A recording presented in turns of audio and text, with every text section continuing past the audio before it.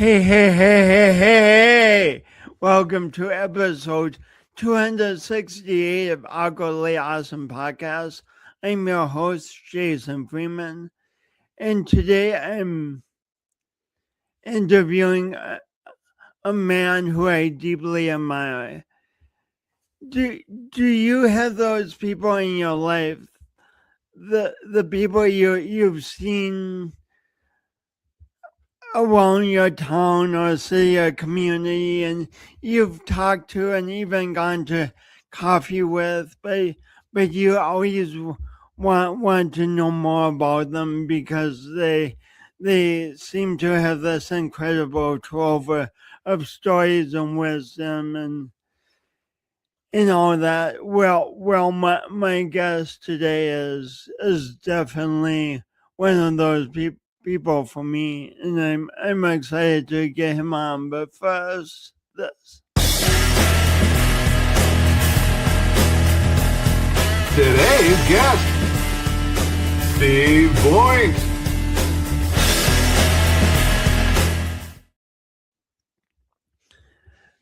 Hey, Steve, welcome to Awkwardly Awesome Podcast. Glad to be here. So I want to start with something that I don't know if we've ever. I've gotten probably hundreds of emails from you on it, but I don't know that I've ever talked to you in person about it. But during the pandemic, during 2020, you started doing this series called Postcards in Solitude, right? Yes. Yeah. It was. Go ahead. Yeah. What? Tell me about it and what it's evolved into. Well, the pandemic was tough for me. I don't mind staying away from other people. I'm fine with solitude, but it was getting difficult because I was also having health struggles that year, and so I felt a need to stay in touch with people. I couldn't see them face to face. I didn't know at that time how long I'd be around, which turns out to be quite a while. Still here, um, and so I started sending out. At that time, it was every day a little postcard, a 4x6 JPEG of something I saw in my neighborhood as I walked around, just trying to stay healthy a little bit. And it might be a pair of shoes left on somebody's patio. One of the best things I saw was I'd walked this path thousands of times and never noticed. It took the pandemic when nothing was happening for me to actually take the time to look at where I was walking and see as I went past a local beautician shop that somebody had set a pair of scissors in the concrete. And so there they were, right out there in the sidewalk, a pair of scissors locked in by concrete. And so I took pictures of those things and wrote little poems and stories about them. Now it's once a week, but it's been going for a couple of years. It's all just my neighborhood, the weird stuff in my neighborhood, sometimes real, sometimes just leaves or something in my yard that make me think and see things a little differently. So that's what I put in the postcard. And what did you notice? The more you share these postcards, what did you notice about people's response? Well, I'm always surprised. People seem to really enjoy them and they participate. They don't just send back usually, oh, that was a good one. They send back some little statement that carries it a little further. or that draws connections to something in their own life. So for me, it's really fun. The rest of the world doesn't get to see all those connections, but for me, it's great. And I do think that that's part of living. It's what I tried to do when I taught um, full time, was teach students the joy of the world around them. Teach them to notice what's actually going on. Teach students the joy of the world around them. Wow, that's powerful.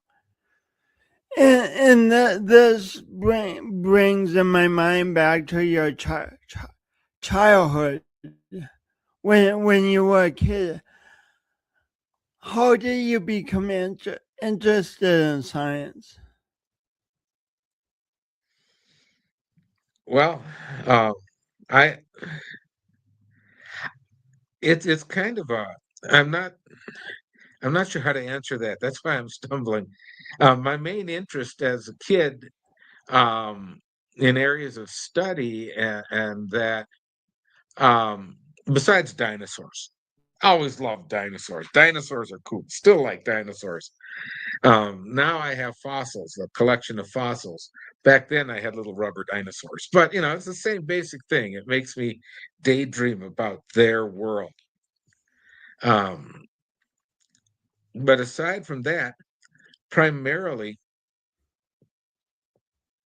I read books like in fifth grade. I read Moby Dick, and that I'm one of the weird kids, who read real literature and that.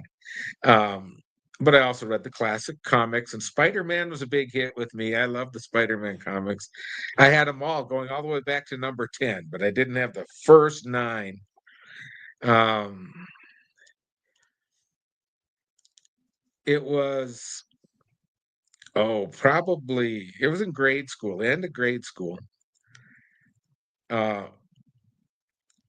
right before I started reading things like Moby Dick, my mom had talked to the librarians in our town of about 40,000 people, and got the librarians at the library. We didn't have the money for me to be buying books all the time. We had to get them from the library because I read a lot.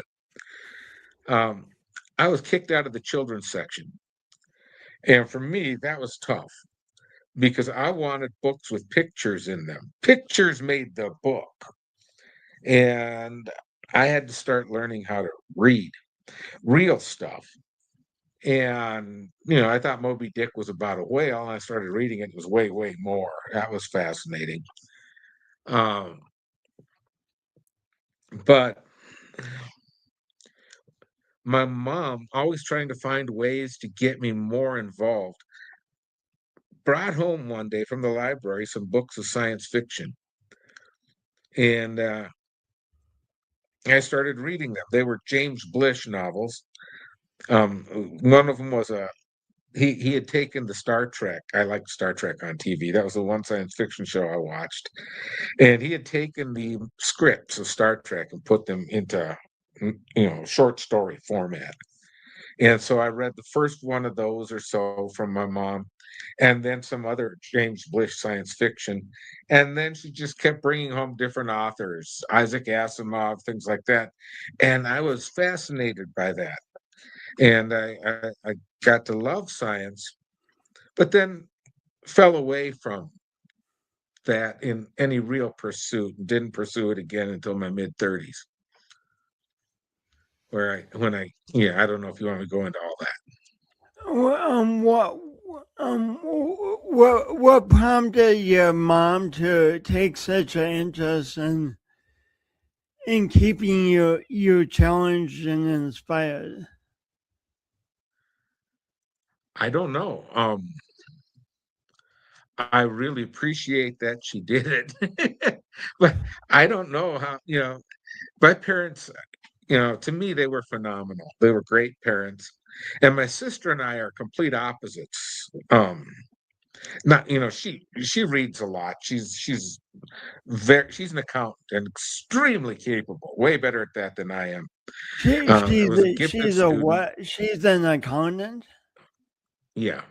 She's an Okay. accountant, and her major was business and accounting. Mine was philosophy when I went through the first time.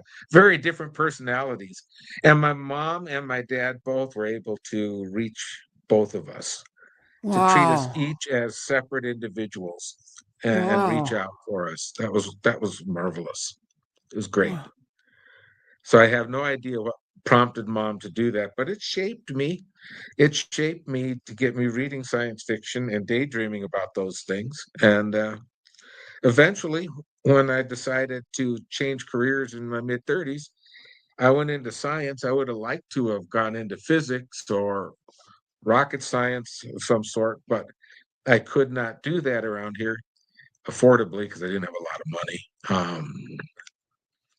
And so I ended up with chemistry as a major, and I loved it. Chemistry was amazing.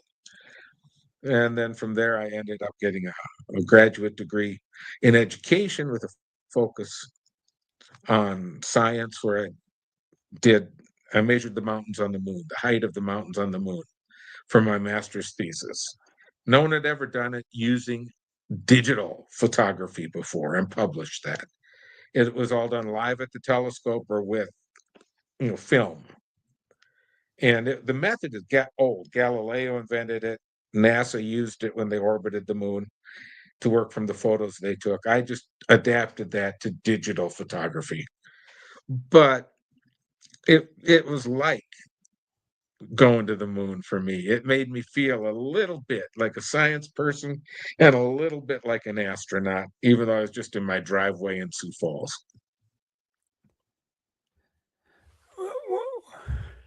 What? Most of us don't quite get to experience something like that. What was that sense of discovery like for you? Well, for me, uh, I'd been teaching chemistry and ninth grade science in public school around here. And some parents came by and dropped off a telescope. Said, "Do you guys want this?" So we said, "Sure," because this area is not known for funding education with lots of extra money. So a telescope was something we'd take if somebody gave it to us. It was a little store-bought one. You could hold it in your hands. And it had a slant like this and then a right angle like this. And you looked in that little thing here. You looked in the top of it up here. So you'd be looking in Yeah, and yeah. see out this way. And it didn't have a stand.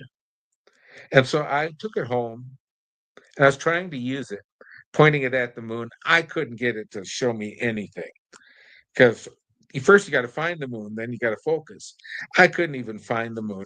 And I just got exasperated and quit. We were in our backyard while all our dog and cat were running around in the backyard. And my wife, who's an art major, just kind of said, "Here, give me that." And went inside and grabbed a step ladder, set the step ladder down, and balanced the telescope on the ladder, and then got the moon and focused it and said, "Here, look." And I looked, and there were mountains and valleys, and the moon was a whole world. And I felt foolish because I had the science degree, and it took an art major to open up just using a step ladder. I mean, you would. So don't put me high on the list of intellectuals when it comes to using tools. But yeah, it was that was the big eye opener. The rest was being able to do that was fun. I was amazed I could work out the math. Math has always been challenging for me. I am not gifted in math at all. Um, I like to tell people to get into grad school, I had to take the graduate record exam, and it's a 0 to 800. And I scored above average in math. 500 is average, and I scored a 501, which statistically Yes. is no different. So, yeah, it was that I could do the math and that I could get results that were valuable. And then I ended up published in journals. It was fun because here was a little tiny unimportant area that NASA hadn't bothered to do. They could have, they just didn't think it was important enough to bother paying somebody to do. And for a little while, I had a little opening to do, you know, original science. And then now we got orbiters going around the moon getting much better results than I could ever get from my driveway in South Dakota. So all the stuff I did is garbage now, but it was fun when I did it. Eh, I mean, science is like that though. Someone discovers something, and then you are part of the lineage that discovered the things about the moon. That's very cool. It is, and I marvel at it all the time because I'm no PhD. Steve, but we're getting ahead of ourselves. After high school, you decided to take a year, not go on to college yet, and take a year off. What type of things did you do during that year? Well, first off, I was in for a big surprise because I stayed around town and all my friends moved away to college. I didn't realize the world would move on. And if I opted not to do college, it would move on and leave me. Yeah. So I was considering college, and I spent the winter, that next winter, loading semis and scrubbing toilets and bathrooms. Yeah. I I Well, yeah, I didn't really like loading semis. what is loading semis like? Cold in the winter in North Dakota. Um, yeah, it was. I would ride my motorcycle, drive my motorcycle to work because I didn't have a car, and it doesn't Oh, snow that much in Bismarck, so you could still have traction on the road. But yeah, it was. We had days that were 30 below and stuff, and that's kind of yeah, cold on a motorcycle. And then you get yeah. to work, you got to work outside loading the Oh, semis. oh, And I learned a little bit about blue collar humor when they let me, as the new guy, unload the box car of fiberglass insulation. And I thought that was, I thought, oh, sure, I'll do that because I'm big and tough. I'm strong. I can throw the fiberglass all the way up into the attic area. And so, of course, I got hot. I took my shirt off. This was before OSHA got so strong. Now they oh, make you wear a shirt all the time. And mm, so, yeah, by the end of the day, I was bright red, covered with fiberglass. And I learned what oh, fiberglass feels like when it's stuck all over you. You know, oh. they thought that was funny, and it kind of was in hindsight. It wasn't so funny right then. But yeah, so, I learned how to survive in the blue collar world. And I had a lot of blue collar jobs over the years, cutting, land clearing, working chainsaws, cutting down trees, things like that. But then when I got done with that winter and my time in the um, wholesale lumberyard loading semis, I a friend of mine and we hitchhiked. We were trying to get up to Alaska. We wanted to get to Alaska, and between North Dakota and Alaska, there's this country called Canada, and we had to go through Canada first. And Why so, was Alaska your goal? because it sounded really cool, we were young, that no real reason. And so we headed out. My dad drove us to was it Missoula? No, not Missoula. Maybe it's Missoula. But anyway, well, some city in Montana. I'd have to look at the map right now to be able to identify it. And the last thing he saw after he dropped us off and drove away was us walking with our backpacks along the road, and we decided to cut across a field. Um, and my friend was very athletic, and he just crawled over the fence, no problem. I'm not athletic. And the last thing my dad saw in his rearview mirror was me upside down with my feet in the air, hung up on the barbed wire fence. That He was sounds pretty sure that was the last. awful. Yeah, he was pretty sure that was the last he'd ever see of me. But we survived, obviously. And we made it up into Canada, the Canadian border security. I mean, back then, was before any of our presidents had annoyed Canada enough that they started requiring passports. And so we just walked across. They were friendly. They were nice, going into Canada. But then as we were walking along the highway up there, where you would see like maybe 3 cars a day, it was that barren. Um, Somebody in one of those cars complained to the Mounties.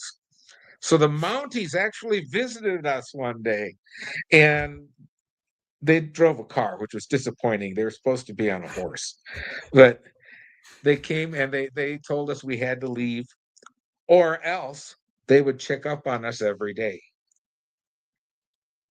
Oh. That seems fair now as an adult, but as a kid in the 70s, well, this is 80, but I grew up in the 70s.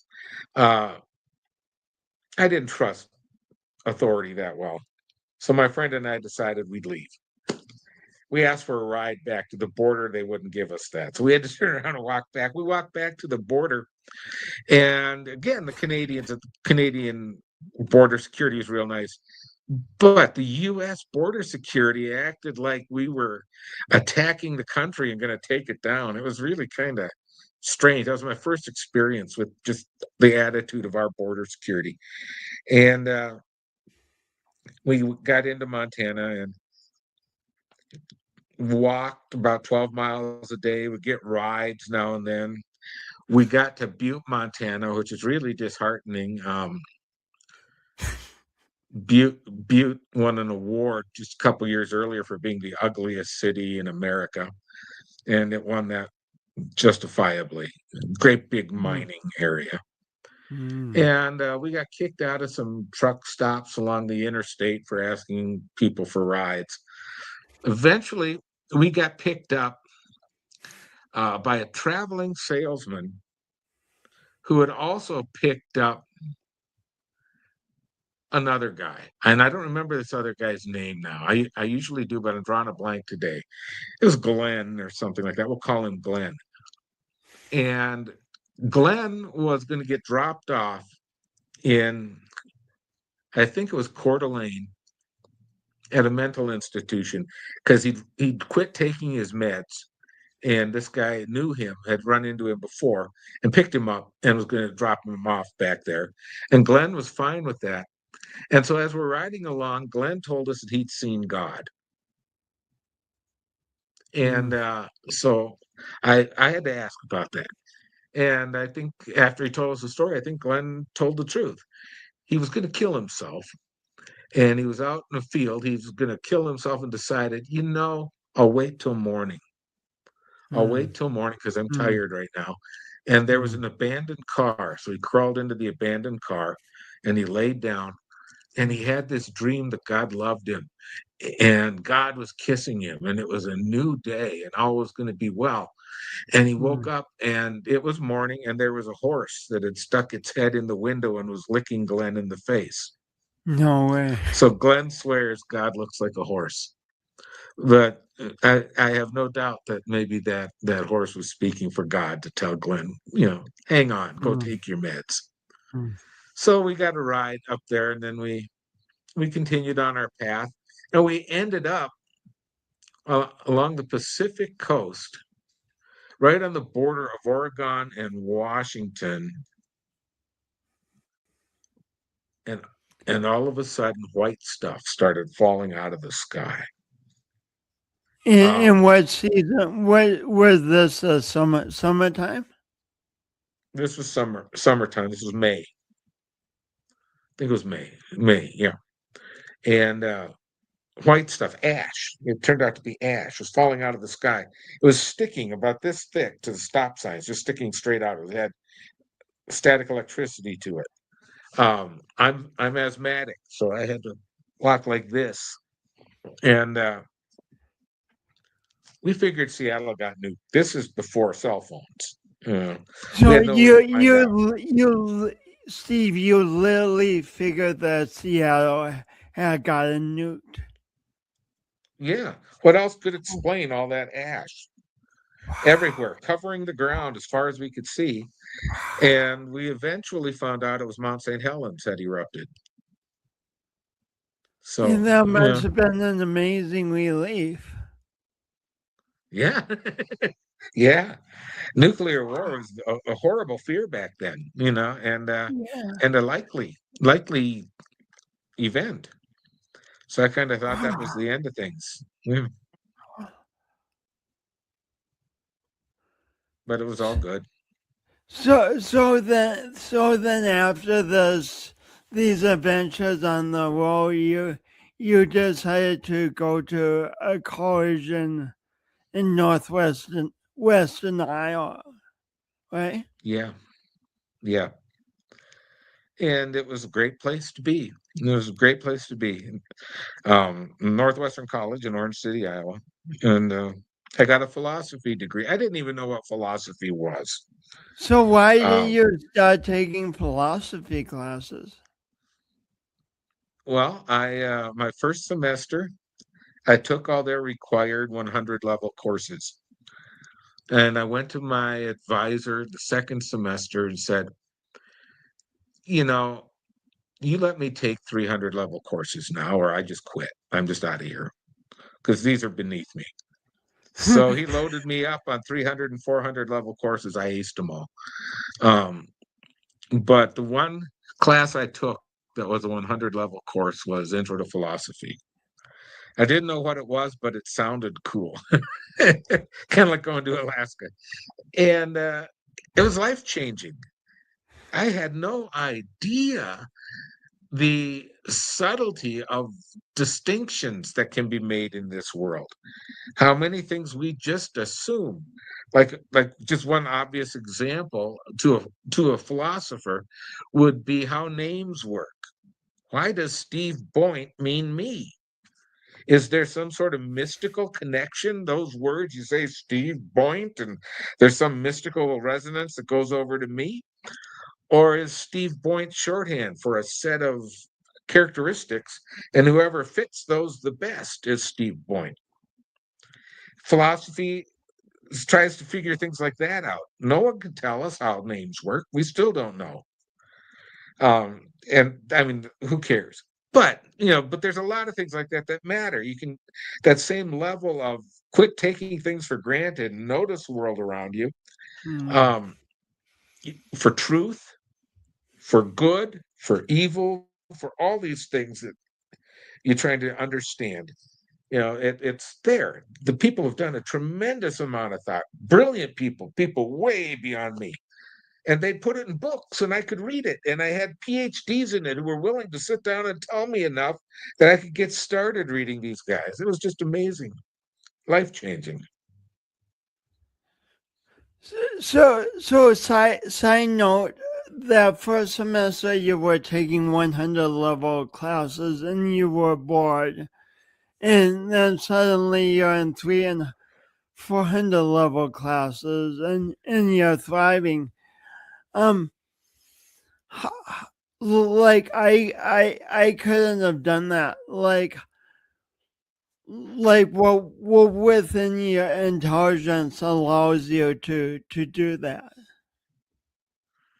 Allowed in the past tense, not allows in the current tense. I grew up with eidetic memory. I could Which pick up a means book. what? I could pick up a book, flip through it, paying attention to all the words, and then I could reread that anytime I felt like it. If I anytime I remembered things, they were physically there in front of me for the look, and so I could just mentally look at the book and flip through the pages, and then okay, and reread that. So taking tests, I thought everybody could do that back then.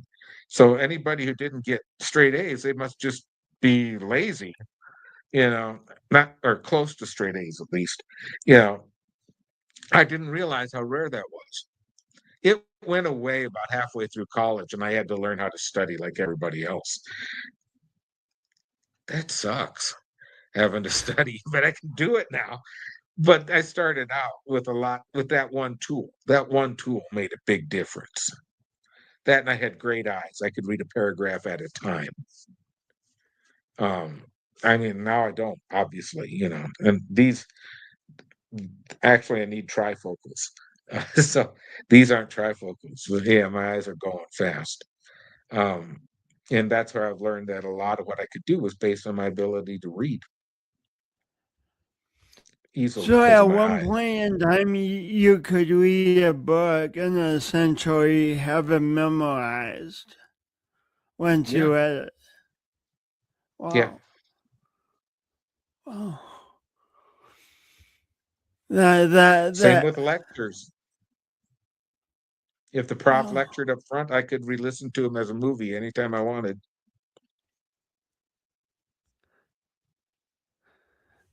It was fun. Um. Well, yeah, that sounds fun. Also, when you were in college, you happened to be bored one winter day in an art classroom looking through pictures. What happened Yeah. there? Well, um, I was I was bored and I went to the art department thinking that maybe there'd be something interesting there because I'd always kind of enjoyed art in high school. I'm not a great artist, but I'd enjoyed doing it and writing stories and stuff too. But um, it was really bad.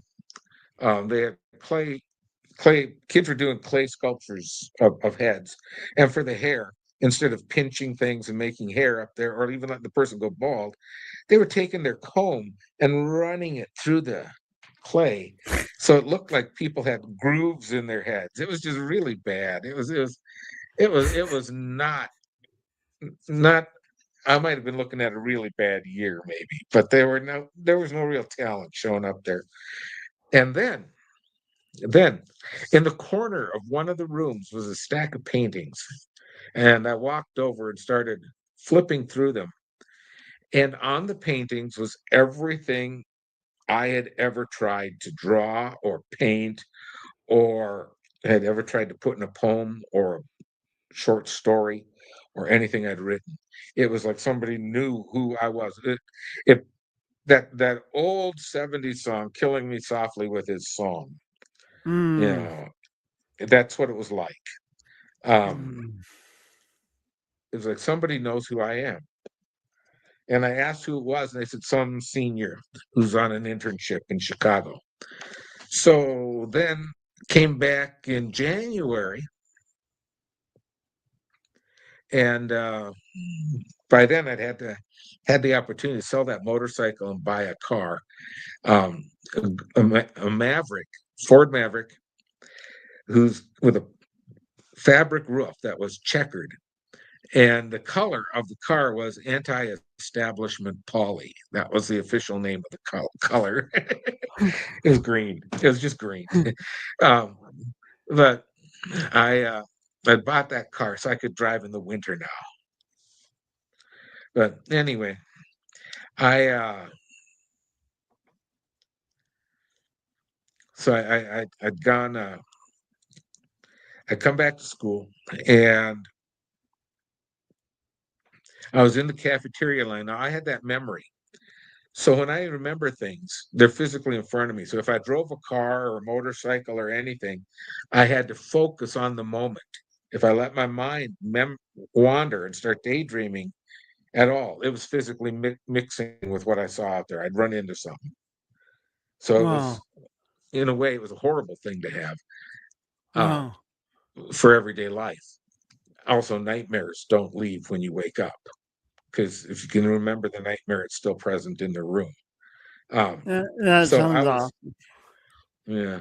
So I was standing in line in the cafeteria and I was daydreaming. So I was unaware. People behind me kind of pushed me forward, and so I get through and I got my food And I turned away. I had a tray, pick it up, and I turn away from the cash register.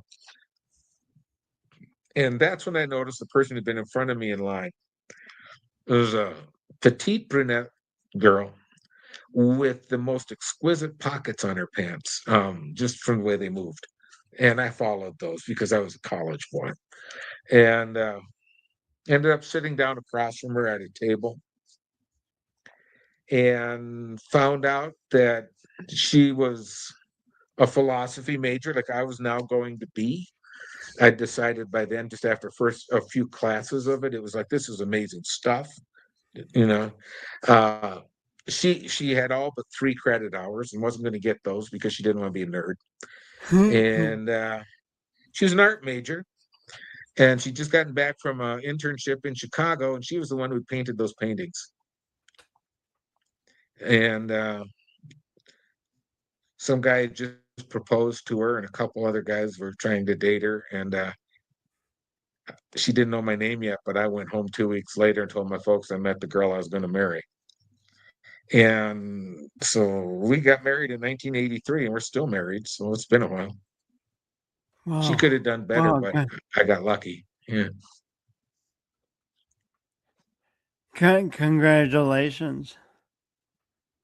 She's still painting too. So yeah.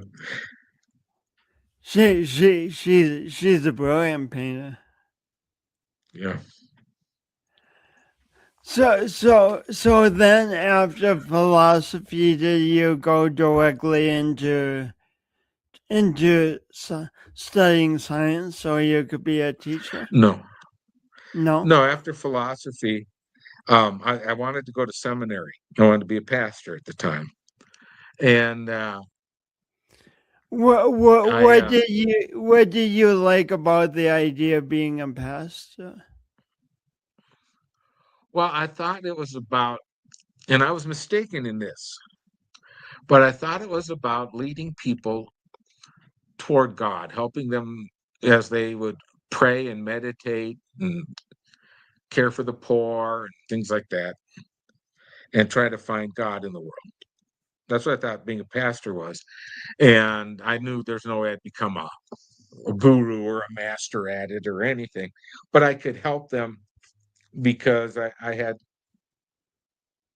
a pretty good knowledge of the Bible, just from my own reading it as growing up.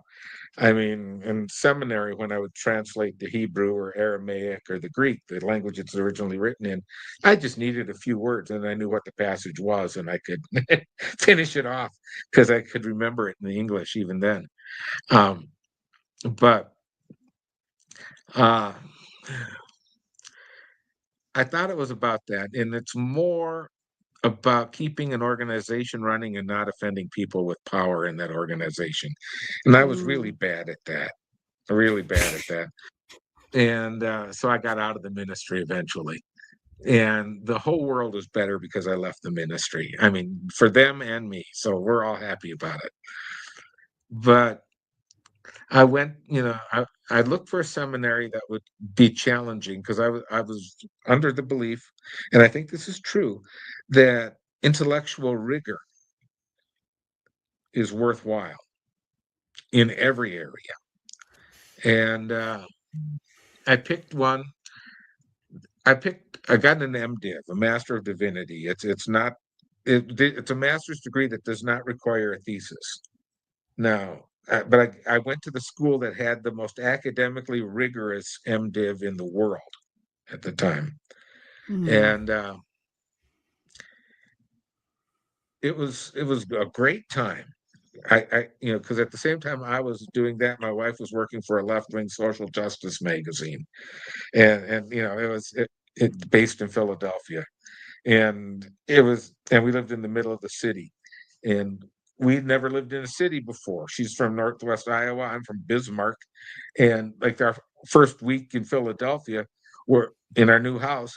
We go out for a drive to see the area in the evening, and we turn a corner, go down a street, and there's a street dance going on with garbage cans on fire and stuff, and everybody dancing. It's fascinating. We're in this little white Chevette with North Dakota license plates, looking out the window, all excited. Yeah, and guy sitting on the steps, an older guy yells, "Yo, Whitey, you in the wrong neighborhood." And he saved our lives, probably.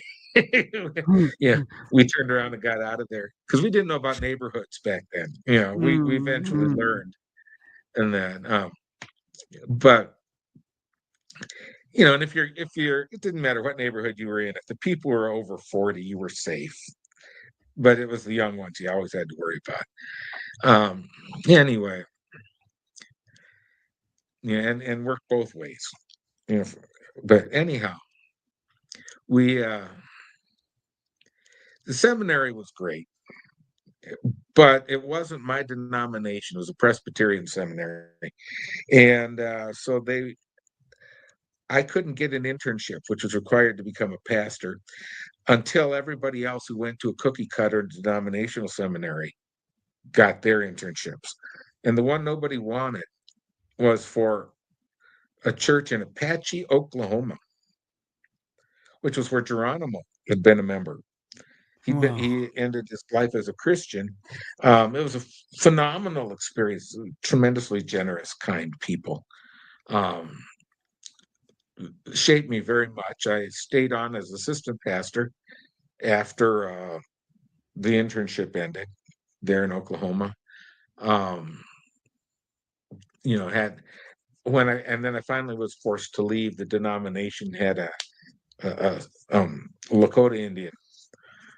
They like were called Indians down there, not Native Americans. So I'll say Indian without thinking about it. Um, but there was a Lakota who was available, and so the denomination fired me. Said, "You're white. You don't fit in." And Lakota are like Apaches and Comanches, which were the people made up most of the church. About like Norwegians are like Italians. You know, Oh, it you know it made no sense, but that was okay. So I had to leave there, and when we left, they people gave us, like, Mildred Cleghorn has made these cloth dolls of Apache clothing. She was chairperson of the tribe, an elder in our church. Her dolls are in the Smithsonian. She was wow. born a prisoner of war because her father fought with Geronimo, and her grandfather helped track Geronimo down for the U.S. government. Um, she knew Geronimo. She was just a little kid at the time, but she knew Geronimo. Um, she gave us one of her dolls. Just Mm. you know, amazing. Doc Tate Nevaquaya, whose flutes were on display in the Smithsonian at the time, taught me how to make Native American flutes. Just kindness there. Just Mm. I could offer nothing, and he taught me that because he appreciated that I picked up his sons for Sunday school every Sunday. Mm. Just great people. Mm. Um, but I had to leave, and eventually went to another church, and that didn't go as well as we would have liked. Didn't quite fit in there, and so I ended up in Sioux Falls, working as a youth pastor here at a great church in Sioux Falls. Mm. That they were superb people here too, kind and generous. The pastor and I got along really well, Mm. but I wanted out because I'd figured out that I was not pastor material, and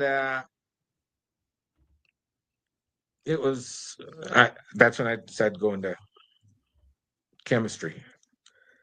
And then I had no idea I could do astronomy until I ended up in grad school for education because I was teaching chemistry. And that's when I had to do a thesis and picked. I don't know how I ended up picking lunar heights of mountains, but I did, and it changed my life. And it was fun. I still spend hours at the telescope every week.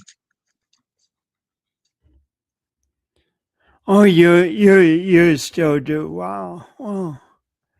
Yeah, I don't measure mountains anymore. Like lately, I've been doing the sun because the city of Sioux Falls last January, not last 2 Januaries ago, a year a little bit ago, they just came along without any warning and put a street light in right above my driveway, blinding Mm. my telescopes at night. but nothing I can do about it. You know, I can't say, "Hey, would you pull that street light back out?" They won't do that. So, yeah, because the more light we have, the safer we are, they think, in spite of what the statistics say. So, um, I've been working on photographing the sun. I still can do the moon and the planets. I can still see those a little. I got to kind of move where I'm at to do that. Um, and I did along the way with a friend of mine who was the engineer. I knew it needed to be done. He could do it. We built a radio telescope, which sees it was a 10-foot wide radar dish with on a 16-foot trailer that housed a bunch of electronics, and And it you would guys see built all, it. You built yeah, that? yeah, Wow. and it would see ultra cold clouds of hydrogen in space that would be invisible to the human eye. And so we could see clouds of hydrogen in space with that. That was kind of fun. Sounds fascinating. Yeah, it's What? tough though when you try things like that, they don't fit. So we were building it in his yard in a town that's a suburb of the Sioux Falls area, and they had just decided to expand their boundaries way out beyond the town because some people in the town were agitating that there's too many farmers with cluttered up yards. So now the inspector decided that our radio telescope needed to be stored in a shed. Hmm. You can't see anything if it's stored in a shed, and you got to pull it out and get it aligned with everything, which takes a while. So you want to leave it once you get it out. So we moved it into the shelter belt and painted it green, and we got another 3 years before the inspector found it again. Yeah, just gotta have a little cynicism about people. We did eventually have to give it to an observatory because the inspector wouldn't let us keep it there. We had nowhere we could put it. Hmm. What did you learn about high school students by teaching high school for? How long did you teach? It's 24, 25 years. What did Um, you learn about high school students? um, they're exactly the same now as when I was a kid. They're same breakdown of smart and unmotivated, same breakdown of athletic and lazy, whatever. I was one of the lazy crowd when I was in school, but it's I found out that I'd say the biggest thing I found out was I got the principal angry with me. I seem to have a problem with authority, and I got the principal angry with me, and he never quite got over that. Never grew to love me. And one of the ways he got even with me was even though I had been a gifted student, and he knew I was really good at teaching gifted kids. Because when I'd have to step in, like in the physics classes, he wouldn't give me the physics to teach. He'd have people who didn't have certification teach it rather than have me teach it. And though I was certified, uh, he'd get letters from parents and kids saying, "Boint's really good. This guy's great." And I'd see those. They carbon copy me in emails, not letters. And so I know he knew I could do that. But his way to get even with me was to give me what he was pretty sure I didn't want. What I didn't want at first was ninth grade physical science with a bunch of special ed students and chemistry classes. They had a bunch of special ed students in them because that would be something a gifted teacher wouldn't like, and somebody who was gifted as a student and liked teaching gifted kids. And he was right at first. you know my wife says that that guy made me human when he did that. Hmm. I finally learned that a lot of these special ed students remembered stuff better than other kids.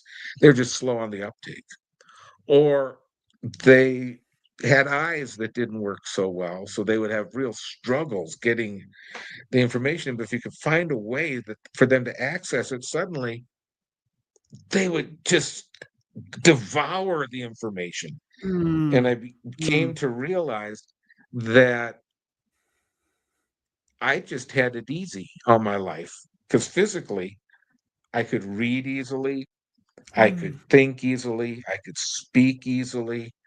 Uh, if I would have had half the drive for knowledge that a bunch of, I mean, probably about, you know, at least half of my special ed students had, I could have done so much more with my life.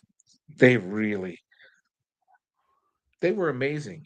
And I grew to probably enjoy teaching them more than teaching the other students.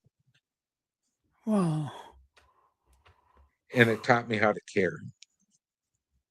wow, wow. Sounds like a very, very meaningful, transformative experience for you.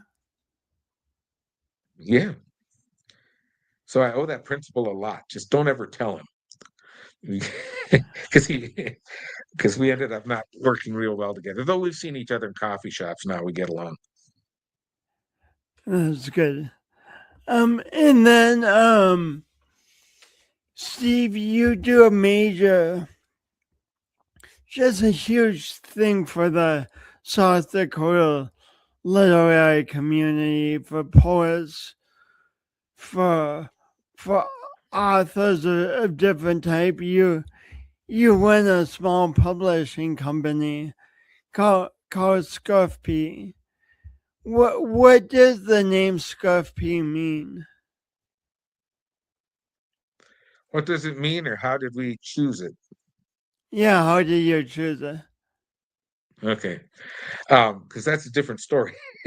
So I when I was taking grad classes um, to get my master's of education, science education, um, we had to take a section of native prairie. Groups of three of us at the time had to each get sections of native prairie and identify every plant in that section. Oh wow. And that was also life changing. I never understood the diversity of life and the beauty of what's going on, the way the plants interact with each other and with the insects. It was life changing. But Wow. that's why my yard now is more of a habitat and less of a nice yard. And I live in a part of town where they'll let me do that instead of have homeowner associations and stuff that make really bad decisions and force everybody into it. But so I was in this group, and the teacher tried to never let the three of us be together. There were four of us she tried to keep apart. We were the four kind of the top students in the master's level courses, and we were all kind of sarcastic jerks. And so all these other teams, we had to pick a name for our team, and other teams were picking, the super whatevers, the greatest team of all. And that my group, we chose Scurf Pea because Scurf Pea is a little unimportant plant. It's not unimportant in the ecosystem, but it is in America today. And the name sounds like somebody who'd be struggling uphill or else venereal disease, one or the other, and so we chose that. We were the Scurf Peas. So when it came time then to start a publishing company years later, I was looking for a name and I like Scurf Pea because I like the plant. The plant is actually quite beautiful. It's the kind I'm used to is silverleaf Scurf Pea, which has little hairs, little silvery hairs on it. It's a pea. You can eat it. Hugh Glass, the guy who got attacked by grizzlies and his friends left him for dead. And then he crawled his way across South Dakota back in the Old West, crawled his way across South Dakota, survived, healed, and came back and killed his friends who left him for dead. Um, he lived off of Scurf Pea. Lewis and Clark ate a ton of scurf pea when they went through. So I like scurf pea, Wow. but I also like the idea of starting a company that had a name that sounded somewhat like venereal disease, because I don't like marketing. Marketing bothers me. It's just a different mindset. And I wanted to run a publishing company that wasn't out to make money, it was out to make literature. I've never asked you that. It's a great story. That's really great story. So you've for years you've had poetry anthologies, and you've been kind enough to include some of my poems in it, and some of my dad's. What have you learned about poetry and communities of poets from publishing these anthologies? Well, there's two things. One, the more important one, is that poetry goes back, a long, long ways in human society. When you don't have books written down, you have to say things in a way people will remember so that you can pass your knowledge down from one generation to the next. And that's where poetry ultimately comes from. You say things in rhyme or rhythm, and people can remember them. Our modern poetry tends to be more written. So does it look nice on the page and less rhyme and rhythm? And that's fine Mm-hmm. too. Um, Rap is taking things the other way and bringing back rhythm and rhyme and doing us our culture a tremendous service by bringing poetry back into the forefront. Uh, because in rock music, words were just background. I mean, just the same as a musical instrument, and nobody ever knew the lyrics to half the songs. More than half. So it's poetry, getting up and sharing your poetry with others, um, is part of our social evolution as a species that takes us way back and hopefully I think will carry us into the future. Well, uh, the other thing I've learned about poetry is what counts as good poetry depends on where you're at. If I go out west of the Missouri River here in South Dakota, people tend, not so much in Spearfish and Rapid City in that area, but in the smaller towns, people tend to want rhyming poetry in the Helens Rice mode with a little moral at the end and that's poetry to them. And there's nothing wrong with that. Uh, People out here in Sioux Falls would, you know, would hide in shame if they ever got published having written something like that. Yeah, and it's just because that's not their style. And in the same way, like in the in the book From the Lonely Cold, where a collection of your poems is published, you told the stories of people. You didn't write about you. It wasn't this oh, what's the word for it?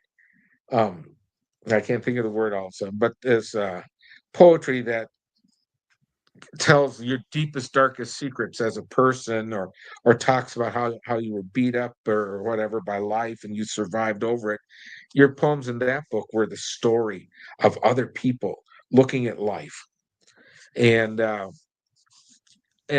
managed to get across quite a bit of morality and thought just by telling other people's stories. And I like that style. That's been seeing your work there was actually very instructive for the later works I've done. Um, but if you go to the East Coast, they want the confessional. That's the word I want. They want the Mm. confessional poems. They're really looking. It seems like a lot of times they want to hear about you got abused by a priest or something like that, and it's all just to me comes back across as very trite. But when I've talked to some of them and they read the poetry that I like, they refer to that as a shrug. It's like they don't care about life. You're just talking about nature or talking about other people, not about yourself. You don't care. There's no angst, no feeling. Mm. And it's just where you're at in the country as to what's good. There isn't one that's better. And so I've learned quite a bit about just lay back and let people be who they are and not Just try to lay say who's back and let best. people be back who they are. So Steve, as we wrap up here, you've studied just a huge amount of life from religion to science to poetry to close observation of your immediate surroundings. What have if you were to impart some wisdom about what studying an expansive amount of information has given you, what would that be? Um,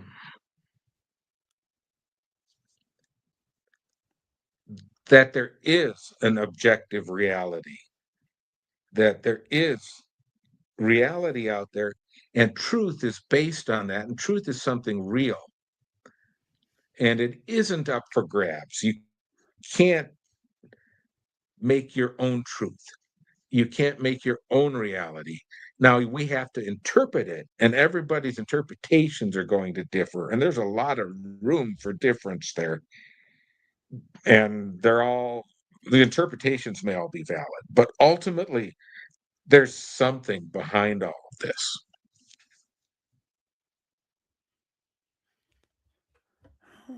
Well, very powerful, very powerful. And last question in my work, I like to talk about the power of doing our imperfect best, doing our imperfect best, and what that means to me as I go for the best I envision for my life, and I envision giving the world, and when I make mistakes, when uncertainties come up, when I get stressed out, instead of letting that imperfection be it, I try to learn from all that and go again towards my best.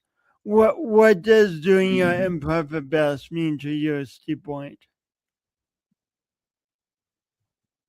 Well, first off, can I just say my latest poetry book with my cousin?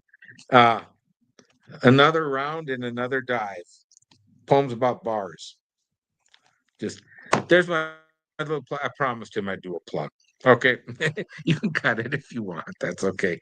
Um, but No, I no, prefer he did. it's a great. But Sounds like a great book. I think it is, or I wouldn't have written with him. But yeah, the and he's a cousin I didn't know I had.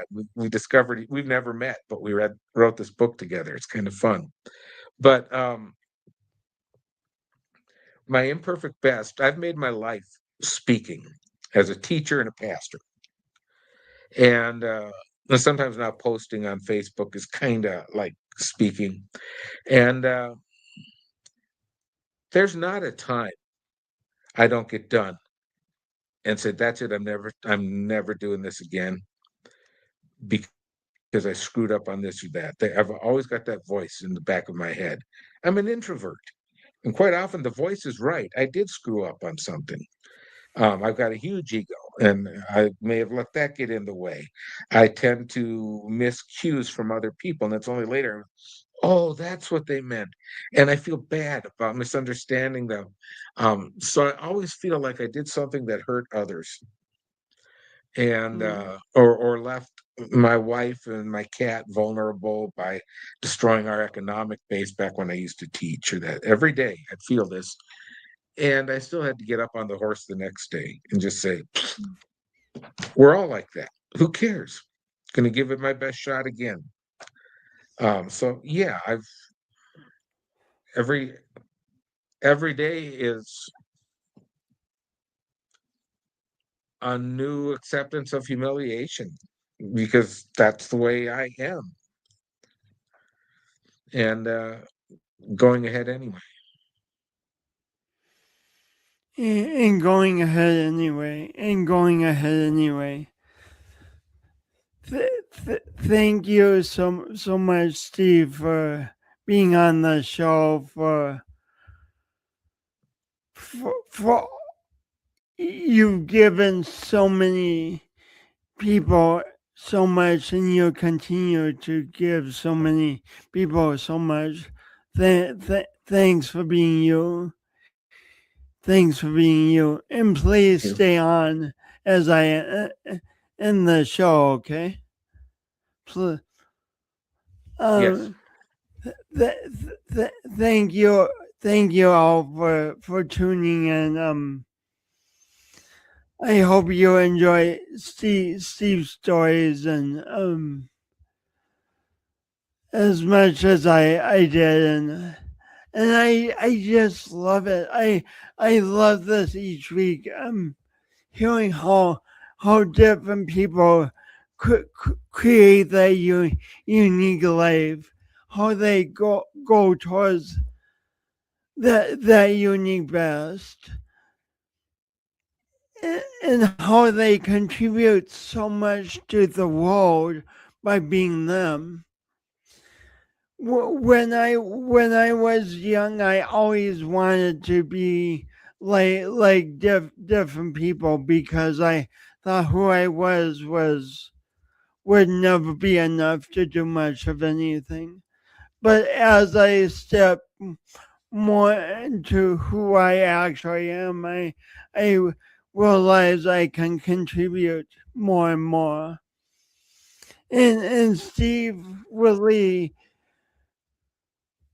reminds me of that and strengthens that within me because Steve has the courage and the brilliance to be him and to give of himself in that way.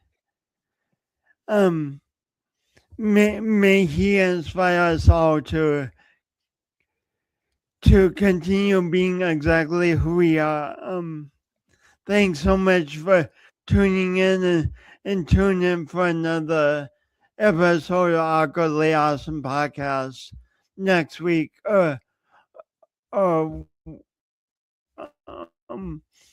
or you can tune into a back episode in the next 2 minutes if you want to. Anyway, thanks for being here. Talk to you later. Bye.